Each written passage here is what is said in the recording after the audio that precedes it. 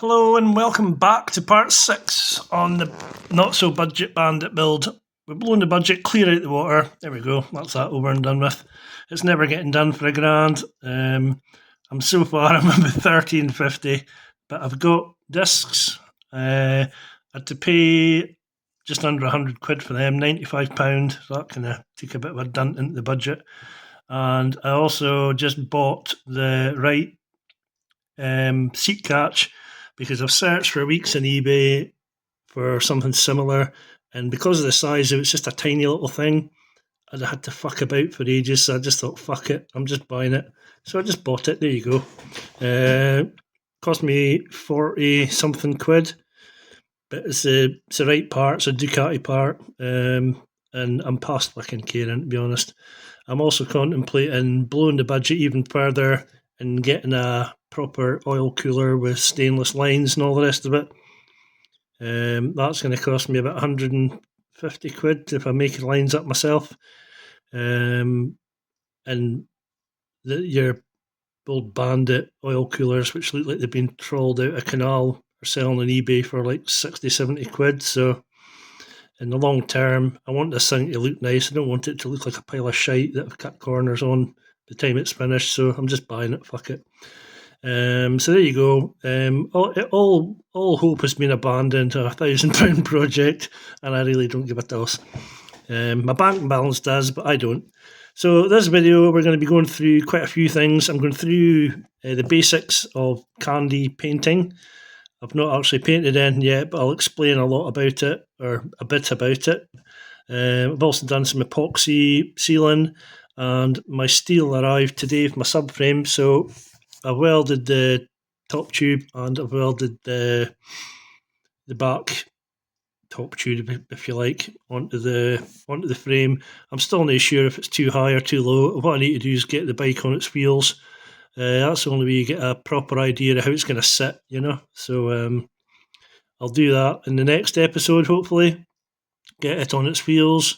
I'm also going to be painting the engine in the next episode and painting a load of other little brackets and shit in the next episode. They're just going black. I've got another set of fork legs. They're sitting here. I don't know if you can see them there or not. They came with the bike. They're getting painted black as well. I'm just going to flog them on. They're full of corrosion. I might actually use them depending on how good they come out. But I need 2 top nuts because whoever had it before has made an absolute bollocks of the top nuts. They've like taken a chisel to them or something. Let me show you the levels of fucking. I can't. It's under the masking tape. But anyway, they've taken a chisel at the top nuts and absolutely bollocks them. I don't know why people do that. It just does my fucking nut in. But anyway, enjoy the episode and come back and subscribe and like down the bottom. And next time we will be finishing off the subframe and we will be painting the engine, get the engine in hopefully. And after that, I'm going to be doing some proper painting, if you like. It's going to be awesome. So sub up, subscribe, and hit that like button. All right? Peace and all that shit. Alright, I'm just putting a bit of filler in this frame. I'm going to give it a coat of paint just to stop it from corroding, because I'll be waiting a wee while for my top tube and whatnot. And there are other bits and pieces I'm waiting for. I'm contemplating cutting this off. It's with a centre stand. Same with this. Just to tidy up the back end of it, you know. I mean, don't really want that sticking at the bottom of your bike, do you? I don't presume it connects to anything other than the centre stand. If it does, you can let me know. Bit more done the painting. I had to repaint these. The black reacted when I painted it black, so I had to sand them all back down and re-epoxy them. Great fun. Painted the bits in the frame that I filled with weld. It's looking acceptable, I would say. Still obviously got to weld the tube in. And painted all this stuff as well again. I spent all day sanding it down, back to the primer and metal in some places. And then I've re-epoxied them. Did that frame tube as well. because it was corroding just was sitting out in the air, you know, because I live by the sea. So I thought I'll give it a coat. I mean, I'll probably have to coat it again when I do the rest of the frame, but at least it's got some protection in the meantime. So quite happy with that. Looks alright to me. Right, well, I'm still stuck waiting for steel to arrive, so I've decided to crack on with other bits and pieces today. This is the back light. I've just repurposed this old bracket so they can fit that to the cross member that I will fit at the back of the subframe. It's also going to have the seat catch in it, or right next to it, should I say, because the seat catch comes to about here. So this wire's going to have to get bent out of the way to clear it, and the seat catch will have to fix to this bracket here, or the bar that goes across, if that makes sense. Let me just show you what I'm twittering on about. Loads of bits out today. I'm just seeing what I can do, you know. But yeah, we've got the seat like this. I want the light just to come to the back of the seat, pretty much there, which is like in line with the back of the seat there. And as you can see, this is the actual seat catch. Obviously that's going to go back a bit towards the light, you know. That's barely where it'll be actually. And I need to get a bracket for this seat catch. Don't know what I'm going to do there, to be honest. I've got a CBR 1000 seat, but it's got a full loop. It's not got this stupid plate thing on the back. And I also thought if I could get one with the prong goes into, I could use this. You can see it's got a bolt in it at the moment, but I could use the prong and I could use the steel, and I could slide it into that bit there, hopefully, and then I would just space out the catch to suit. But it's like a new seat. I don't really want to go fucking chopping it up just for 3 inches of bracket, you know. So I'd rather get one with a hook. But if there's any suggestions as to what might fit, then by all means give us a shout, because this Ducati, most of them have got like this type of catch in it. This must be like a 1 or 2 year only deal with the flipping loop thing in the back of it, which is a bit of a pain in the backside, but I'll sort something out for it. So decided to get rid of these hideous bars. That's the standard Bandit ones, and stick on a much nicer set of Renthals. I've just stuck those masters on just now. I haven't checked them yet to see if they're going to work or not. But obviously this clutch line's way too short, and the pot's at an odd angle because they're meant for clip-ons. But I'll just straighten out this bracket to pull them up. I've also got a headlight out my shed. I'll show you that in a minute. These are the filters that I bought, 45 quid. They're new, unused. So I'm pretty happy with that. You also threw in an older one. Doesn't look that old either, to be fair. So that's a real good buy, so they're about 140 quid new. So I'm happy for that. Here's the headlight I'm using. It's just a cheap Chinese thing, to be fair, but it's one I had in the shed, so it'll get used. It doesn't look too bad, and it's kind of black, which kind of helps. I've seen Bandit lights online, they're all rusty and fucking falling apart, and they still want like 60 quid for the bowl and 50 quid for the flipping lens, you know. So they can do one. I'm not paying that. This thing will do fine. There's not a side light in it, I noticed, but I don't know if that's an MOT fail or not. Also got the rubber in there for it, so that I'll put on just to get it out of the way. That's another part of the jigsaw. As usual, there's a plan B. I can't bear how shit that cheap Chinese light looks, so I'm putting this Bandit one on. I was saving this for my Busa Street Fighter, but I'll just have to buy another one for the Busa when I'm a bit flusher. It's in really good nick, as you can see. I think it cost me like 20-30 quid a couple of years ago. Nowadays you'd be lucky to get the flipping lens for that. So I'm going to stick this one on, and it'll look trick-as. I'm just putting the front end together as much as I can. I'll save me doing it later on. Put the ignition on and whatnot, and the various bits and pieces and the switchgear and the bars and things. Alright, I'm doing the clocks as well today. I got these clocks off Aladdin, old school Suzuki, and I got them cheap, probably because we've got 65,000 miles in them, but they're reasonably good nick. I'm painting the outers black, keeping the inners. You may be wondering why this one's not attached, and it's because when I did my Z, I had to change it to a GPS speedo.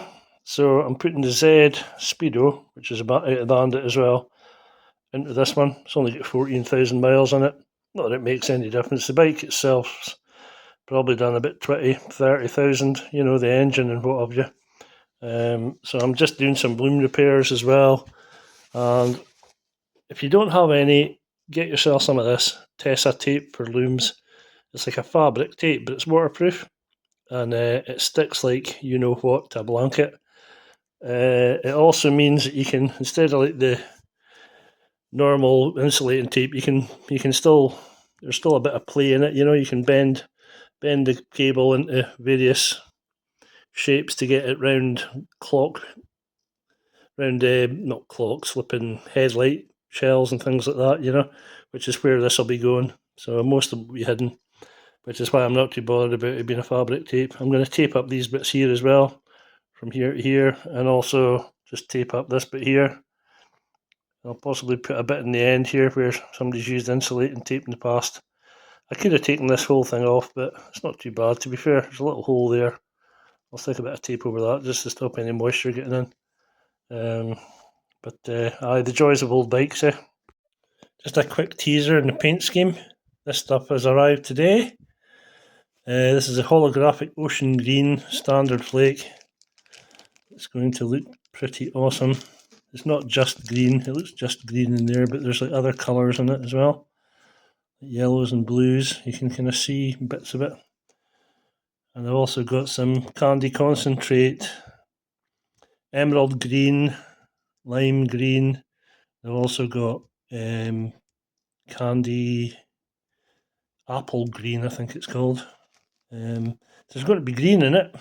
Hey, can you guess what it is yet? Right, this is where the magic happens. Get yourself some base coat binder, which you thin at 1:1 with thinners, obviously. Once you've mixed this and added it into more base coat binder. So what I'll do is I'll find one of the concentrates. This is another candy green that I've got, but it's not quite right for what I'm looking for. So I've put some base coat binder into this tin here, and I'm about to add the magic powder. So just give us a second, I'll get it opened. Should have thought of that. Back in the room. So I've managed to open this up, and as I said to you earlier, it looks kind of orange, the powder itself, but we'll stick it in here and see what happens. So you put all of your powder into the base coat. Now this is going to make up a candy concentrate. It's not going to make up the final paint that you put on the bike, obviously, because I mean that wouldn't go very far, would it?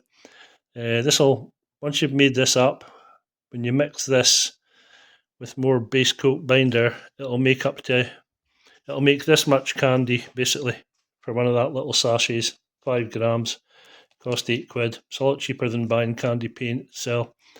This was 15 quid. So we'll mix the binder with the orange looking dye, which you can see it's kind of starting to go slightly green, but what you need to do is put the lid on it very tightly, obviously, because you don't want candy concentrate all over your fucking kitchen floor. And then you shake it like you've never had to make it. That should be enough to see the colour, to be honest. Right, hold on, I'll just open it up. Yowzers. And as you can see, that's like a dark green candy, but it's dark green because it's not fully mixed. It'll turn it to a lime green colour, this one. I've also got a dark green that I'll put in, which is forest green. It's another candy that I bought. This one here, emerald green, sorry, not forest green. Where did I get these names from? So I'll give this a good shake and see how it compares to the candy apple green that I've already got, which is that one. Nice colour, but not quite what I was looking for. I was looking for something lighter. So I'm hoping this is going to go lighter once I give it a good shake. I'll be back in a minute. This will give you a good indication of the differences. You see, this is a tangerine candy that I've already mixed with base coat, and this is a concentrate. You can see how much darker it is. This is the colour that you end up spraying on. This is a concentrated colour. So I've got some left over from when I did my EFE paintwork sitting in there. I was going to put it back in here and use the tin, but I'm not going to because it'll be impossible to get all that concentrate out the tin. So I'm just going to put the other green into a jar. Alright. This is the other concentrate I got. It's called emerald green. And I thought I'd just film it because you'll see it better in the glass bottle. So we'll empty all that in there.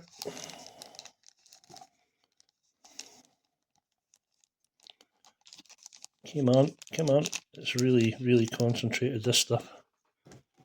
And then what I'll do is I'll stick the lid on the bottle. As you can see, it's still, that looks orange as well, or brown I guess, orangey brown. Second. Right, that's it in the jar. Yeah, not very good. We'll give it a good old rattle. And you'll see the colour that it comes up. This should be a darker green, it's meant to be. Oh yeah, that is a darker green. You can see the colour there in the bottom compared to that's lime green and that's candy apple green. And this is, what did I say, emerald green. Candy emerald green. So plenty of greens to choose from. But that's the colour I was looking for, a dark one. You can see the bits of candy in it. It needs a good old mix up like. You need to shake this stuff forever and a day before you mix it because it'll settle obviously if you just leave it. So to get an idea of the colour we're looking at, that should do it. Hold on, I'll just get the lid off. Oh yeah, that's much darker. That looks black almost. But it's not. If I put it to the light you can see it's like a dark green. So that's the colour I'm aiming for. Obviously it'll be a lot lighter than this once it's watered down with the binder. That'll give you an idea. So anyway, that's mixing candies. So what you do first is, like I say, you get your base coat binder, put I think that's 150 mils in each one I put in, or maybe 200 mils, can't remember. Probably 200 mils, and then put the packet into that, give it a right good shake, and that gives you your concentrate. And then from your concentrate, you water it down effectively with your binder until you get the shade that you want. You don't want to go too much binder to candy, or you'll end up when you spray it, it looks patchy. You need to get the mix so that it's when you look through it, it's all got the same consistency and colour. And then you mix that at 1:1 with thinners, and you spray it on many layers. And you can just, the more layers you put on, the darker it'll get. So when you're spraying it, spray everything that you're painting at the same time. You don't want to like spray the tank separately from the side panels or whatever, or you end up having to try and remember how many coats you put on the tank and match it to the side panels. And also when you clear coat it, it can also change again. So you're best just doing the whole lot at once. So I'll be doing the tank, mudguard, seat unit. That's all there is in this bike, so it's nice and easy. But there's a lot of there's going to be a lot of stencil graphics in it, in the top green under the candy. But I'm giving the game away here, so you'll just have to wait and see that. All right. Right, let's talk about mixing. I've got this silver holographic flake because I suspect that the green flake might be too much with a green candy on top of it. It might just like disappear underneath it. So I might use the silver holographic instead. I've used this before on a couple of bikes. You can see there's still plenty left. But the best thing to do, or I might actually add some of the green to some of the silver and spray that out. The best thing to do in this situation, if you're unsure, is to get some spray cards, mix up a tiny bit of base coat binder and thinner at 1:1, add your flake to that, and then spray it in a card, and then do the same again with the green flake, spray it in a card, leave them to dry, and then get your candy colour, mix a little bit of that up, spray it in both the cards, and you'll be able to see which one you prefer. But like I say, I'll either do that or I'll just take the decision what I'm going to do, whether it's going to be this, the green, or a mixture of both. So when you're mixing up, you'll need a cup, obviously, a measured cup. Depending on how much you're needing for the job, like say for example, say you're doing the whole tank and the bodywork in like metal flake, you would mix up 100 millimeters, 100 milliliters even of that base coat that I showed you. Then add to that 100 milliliters of the thinner. Do not use gun wash thinner, use proper paint thinner. Can't stress that enough. Gun wash thinner is shit. It's for cleaning your gun. That's why it's cheap. Get proper paint thinner like MIPA or U-Pol or one of these brands. Don't use gun wash or don't use cheap thinner. Thinner makes a huge difference to the finish, believe it or not. So get some decent stuff. You'll have to pay for it, but hey ho. What's the price of a tin of thinners over a whole paint job?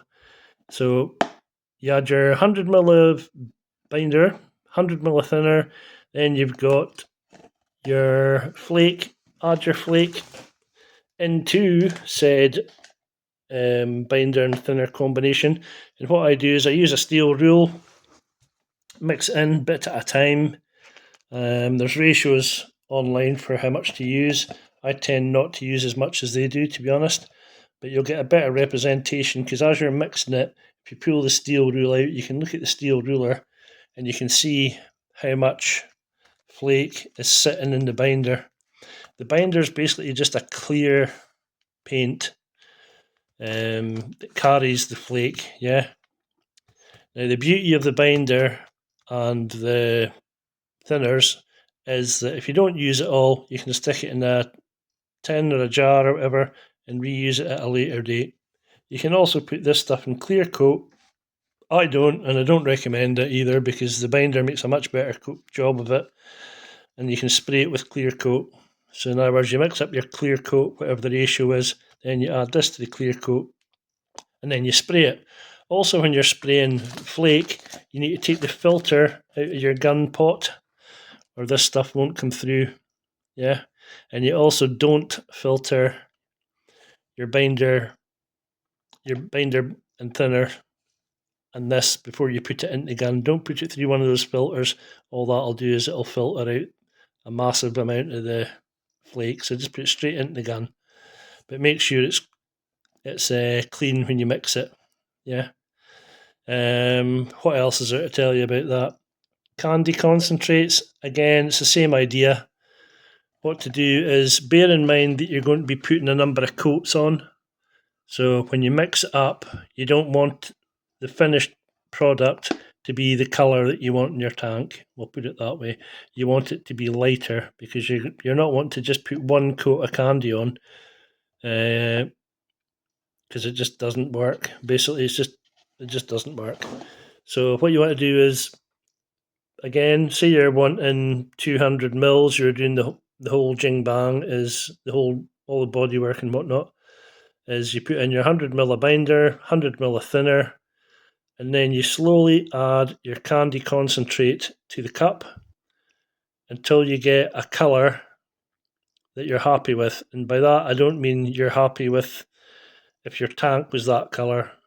It's obviously got to be lighter slightly because you're wanting to be putting on at least 2 or 3 coats of candy. At least 2 coats, I would just advise. Another thing you want, because candy's not that easy to apply, because consistency is key. You need to have it all the same, and you need to watch your overlaps on your spray gun. So if your spray gun fans like so, you need to be sure that if you're doing a panel, say, that your first pass, then your second pass would be 50% overlap of your first pass, just as an example. And you want to be consistent. Either that or you'll get like tiger striping, or you'll get like dark parts where you've overlapped. If you haven't overlapped enough, or you've overlapped too much. Yeah. So you need to watch out for that, especially if it's a light coloured candy. It's easy to do. So you want a consistent finish, and you want it a lighter colour than your finished product. And then all you do is you'll put more coats of this on until you get on the tank, obviously, the shade that you're after. And you also need to let it dry in between coats. So if you're painting over, say, a silver base, you get your candy concentrate mixed up in the cup, spray it, leave it 20 minutes, half an hour to dry. You'll be able to tell when it's dry because it'll go like a matte-ish finish on the tank. Give it another coat. Same again, leave it to dry. If you're happy at that, stop. If you're happy with the colour that you've got after a couple of coats and they're dry, stop. If you need it a bit darker, give it another coat. If you need it darker than that, give it another coat. So it's easier to go lighter and then just darken it up with the amount of coats than it is to go from the start with a product that's too dark. Because if it's too dark and you give it a pass and you're like, oh, that's the colour I wanted, you're fucked. So that's the way to do it. Lots of lighter coats until you get the colour you're wanting, and then everybody's happy and you'll end up with a great finish. So another thing you could do is, if you're putting on stencil graphics, which I will be, is once you've got your base coat of metal flake down on top of your base colour, yeah, you can clear coat it, and then what that'll do is it'll seal this in to the actual tank, so that if you're to put, say, masking tape on top of it and peel it, it's not going to come off, yeah? Because that's the last thing you want to do, is to do a whole paint job, and then you're taking off the masking, some of your flipping metal flake comes off, or some of your paint comes off, or whatever. The other thing I was going to mention is, when you're spraying your candies, go lightly, don't go dark, because if you get like masking tape along a tank, say horizontal masking tape, what will happen is the candy will sit on top of it, and you'll end up with a dark line where the masking tape is. So you don't want that. That's what will happen if you go too heavy with the candy. Maybe over explaining things, but it's all useful to know, you know.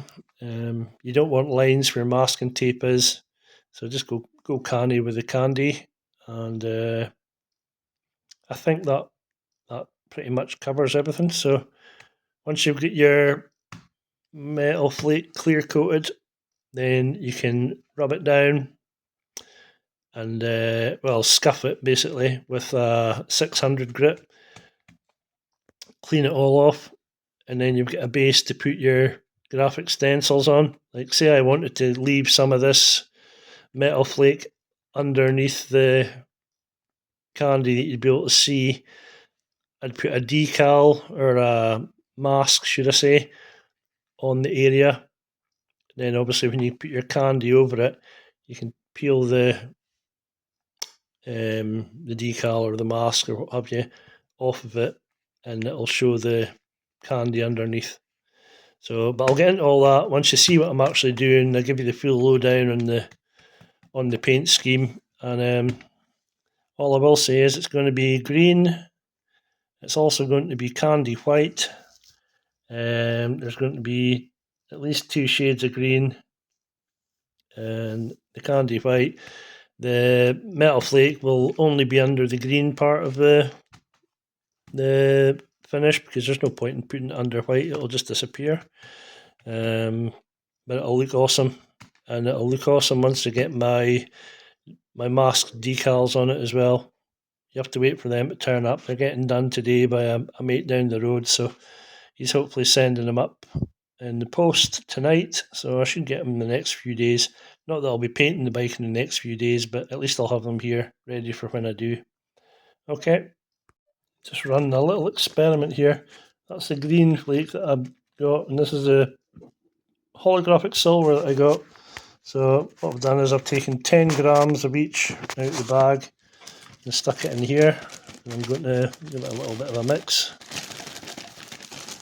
We'll see what it looks like. See if it looks acceptable or not. Bum, bum, bum, bum. Actually looks... Put it out the background. Actually looks quite good, to be fair. That's a bit too dark. That's a bit too green. That one there looks pretty peachy. There's quite a bit of green in it, but it's still got the holographic silver base. So we might just use this one actually. I like it. We'll see.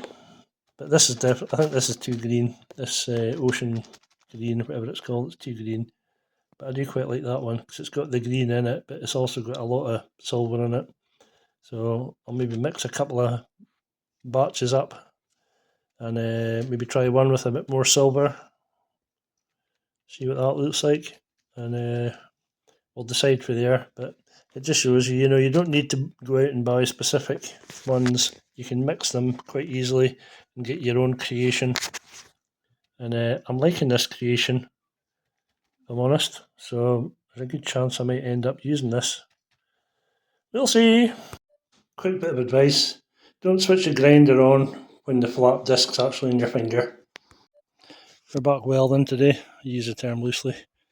I'll show you what I do to get these cross pieces profiled at the ends, will I? This is the same diameter as the tube below it. I don't know if you can see there. I'll get out the sun. You can see it's the same diameter, yeah. So what I do is I'll put the tube down, put the other tube the same size next to it, on top of it obviously at 90 degrees, and then what I'll do is I'll get my pen and I'll mark in the bottom tube roughly where it's going. Don't cut your bottom tube to length, just do one end at a time. That's what I find the easiest way. So I've done that one end, and let's see if we can get a decent shot for you. You can see that it fits around the tube nicely. Very little gap, just enough to weld, just enough to put a bit of weld into. But the other side's the same. Can you see that? Hopefully. So I'll do one side now because this is square. From here, this is like a 90. That's virtually a 90. It's slightly over, but not enough to make any odds. I've marked where the tubes go in the top tube. You can see I've already tucked the bottom tube in very badly. It's I need to up my settings in the welder. I'll probably end up grinding this out and redoing it. That's the joys of welding. So you put one side in and then check it all around. Make sure it's going to fit nicely onto the tube, which it does. And then what to do is, if you stick a bit of tape around the end of it while you're cutting it, you can take that tape off and transfer it to the other side. And all you need to do is to find the low point of the curve and mark it on the other side, because you don't want them off, you don't want them squint. So find the low point, and then mark the other low point, and then you just measure the distance. Now what I do, because I don't trust myself, is I'll stick the tape onto the tube, as you can see, where the marks are preferably, and you can see that comes to just over 21 centimetres. So what I'll do is I'll cut it to about 22 and a half probably actually, because you've got to allow for the frame cut coming round the edge of the tube. That's why I've got a bit here that I fucked up earlier on, because it's too short. Because if you look at the end, if you just measured it, you're actually taking a good bit out in the middle. So that'll put your measurements all off and you'll be too short, like this one is. You can see that, swinging in the breeze. Fits at one side, doesn't fit at the other side because I didn't allow for the extra to come round this part of the tube on the profile. So once you get your tube notched and it fits, check it fits, then measure, like I say, from the low point to the other low point and mark it. I always add at least a couple of mil on to cut down. Then cut your profile, check your profile against the tube, like so. Just make sure it fits, which it does. And then what to do is stick it in. This one obviously fits, but stick it in and just keep trimming away at it until it comes down the line that you're looking for. I must have put it in the other way. Yeah, that's the way it goes, because there's a slight chamfer on this tube, so I took a bit more out of one side than the other, but I'm talking like a pass of the grinder, very lightly, you know. So once you get it all lined up, you can use your 90-degree magnets to hold it in place while you tack it, okay? And also check your distances from a fixed point, like there to there, there to there, because you don't want to weld it on the piss, okay? Same with these bottom ones. If you're putting them on first, measure from a fixed point or two fixed points. There's another tube just underneath it here.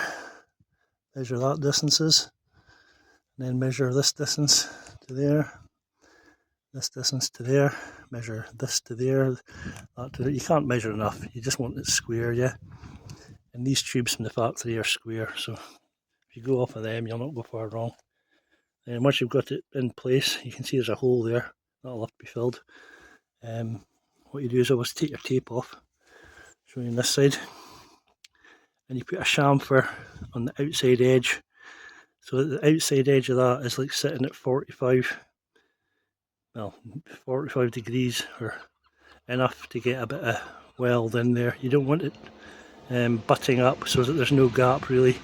You want this to be chamfered back slightly so you get some in fresh metal in both tubes that the weld can penetrate into. Okay, and then you get your welder out, set it up correctly, which I obviously didn't last time, and weld it in, and that's your top tube done. Then the seat tubes that are coming off it, obviously you put your tank back on, put your seat back on. I've already done it, checked that that's where it needs to be, because before I put it too high, remember? And from there you can either put it on one spar at a time, or you can actually make up your subframe. And in this instance, under the seat you can see I've got these rails. That's what the subframe is going to sit on. Okay, so once you get the rails down and your tube's coming out here, you can actually weld it to suit your seat and just leave it long at the front and trim it back. Once you butt your seat up to the tank and whatnot, you can measure it better. But if you do that, you might struggle to measure it because your tube will be hitting the cross brace, because it'll be too long obviously. But you can measure the distance between the tank and the seat and all that. But I'm just going to weld mine on here, weld my off pieces, these bits here, these bits of steel, they'll get welded onto there somewhere. Yeah, I have to make sure that these bits are both level. You don't want one down here and one up here, you'll just look shit. You need to make sure they're square, and you need to make sure they're level, okay? Because the seat's more or less square. If you look at it, if you look down it, you can see the gap. The gap's the same at that. So this to there, I think there's like maybe 2 or 3 mil difference at the back to the front, which is nothing. we can live with that. This is roughly how much I'll chamfer them. Don't know if you'll see it in the video or not, but you're just putting a chamfer on so that the weld will contact that corner and get it right into the tube. You get a better fix and a better hold that way. I'll just put it up in the frame and show you.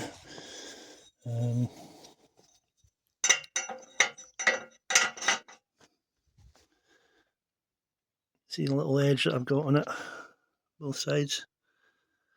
That'll give you better penetration because the weld will actually fill that little V in.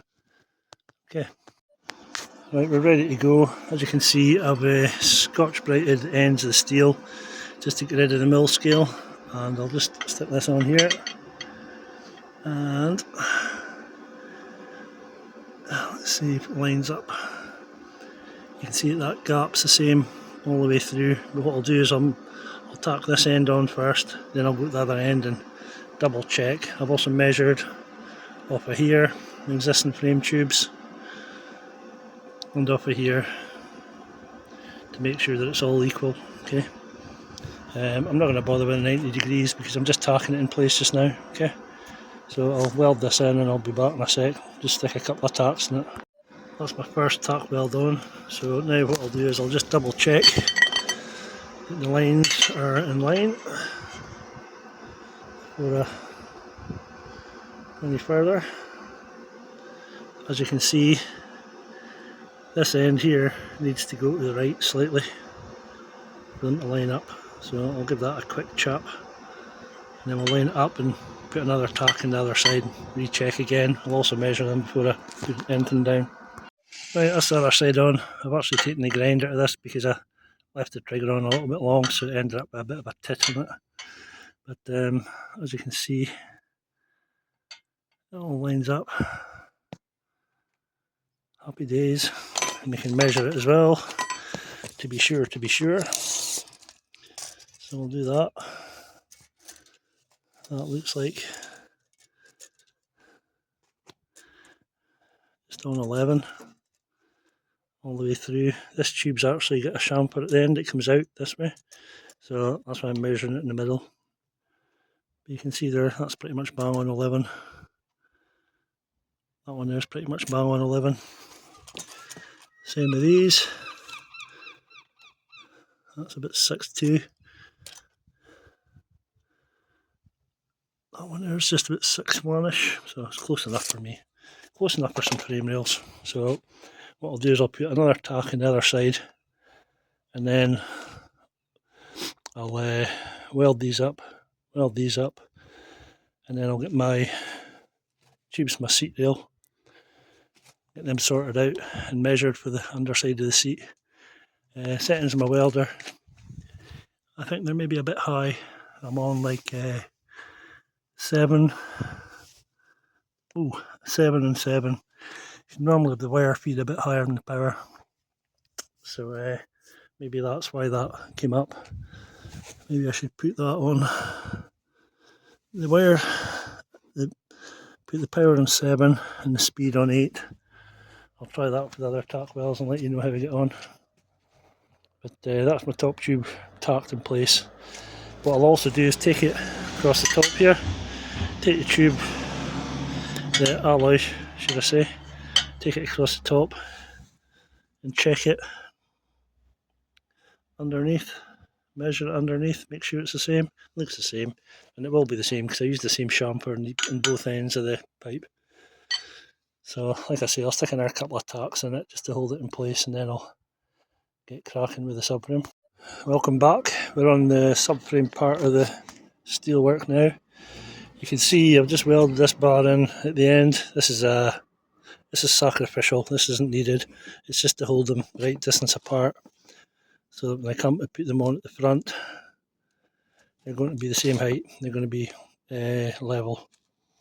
As you can see, it fits inside these grooves on the seat, and get the same on the other side, obviously. And like I said, it's sticking way past the end, so this end bit here will be getting cut off eventually. but I'll wait until I get this part attached to the frame, see where the seat goes, and I can measure it up at the back, cut it off. I've also got the seat latch to put on, and I've also got a hoop for this front part of the seat, but it's a lot easier doing that when this subframe's attached to the bike, because you can check your clearances for the front, the seat to the tank and what have you. So this is roughly where the, hold on a sec, yeah, this is roughly where it should come to. Yeah, so obviously once I get this welded on, this frame here can get pulled back to wherever it needs to be, and it'll be spotty dog. So I've not finished welding it, but I've stuck a few spots on. It's pretty rough like, but what I'll do is I'll die grind it all back. It's still to be finished, the weld's still to be finished, but these tubes come in a bit here, so there'll be plenty of room to get around the side and get underneath it to finish the welding. So I just want to get this tube on today, and then I can measure this bottom one that comes up to meet it. But I really need to get the frame level to do that, to see what it sits like. So what I'll do is I'll square the frame up, set it on a level surface, put the tank on, put the seat on top of the subframe, and then I'll get an idea of where on this bar I need to weld the subframe to. I'll also centre it, so it'll be the same distance from the centre to both sides. I mean, you don't want it fucking offset, that'd be a disaster. It just looks shit. And I'll get it welded up. Well, let's take one of the subframe. I've just tacked the top rail on just now. Obviously it's too long, as you can see. I think it maybe needs to come down slightly. I mean, the frame's on a slight tilt. As you can see at the bottom there, it's higher at the back and the front, but even so, I think it's maybe just a little bit too high. I like to keep it the line of the tank in line with the top of the seat. I don't know if it's that tubes that are making it look higher. Undecided. I might yet grind it out and restart. Attempt number 2. Doesn't actually look much different to me, to be honest, but I think it's down a little bit. What I need to do is get that bit of section of frame in, so that I can level the frame at the bottom properly. I mean, it is nose down a little bit at the minute, but not a huge amount. What do we think? Too high? Just right? Bear in mind those steel tubes at the end there will get cut off. Not too bad. I'll live with that until I get everything else on, like the wheels and the swing arm and whatnot, and then we'll have a look again and see if it needs redone. Here's a box of epoxied bits. I had to redo them all again after the black paint lifted, but I got the paint today. It's a Mercedes Obsidian Black. It's quite nice. It's a metallic, so all this will be getting blacked. The frame, I might do a different type of paint altogether, but we'll just wait and see. So a bit more progress. Got the engine out to degrease it, and I'll be washing it down with petrol first to get the worst of the crap out, taking all the covers off, taking all the bolts out, cam chain tensioner out, oil lines out, etc. Mask them all up. Then, like I say, wash down with thinners, wash down with wax and grease remover, and then we'll hit it with paint on the negative side. I went and snapped off the bloody connector, didn't I? Clever. Anyway, that's in the next episode. That's enough for one day, I think. If you want to like and subscribe, that'd be awesome. We'll see you in the next one.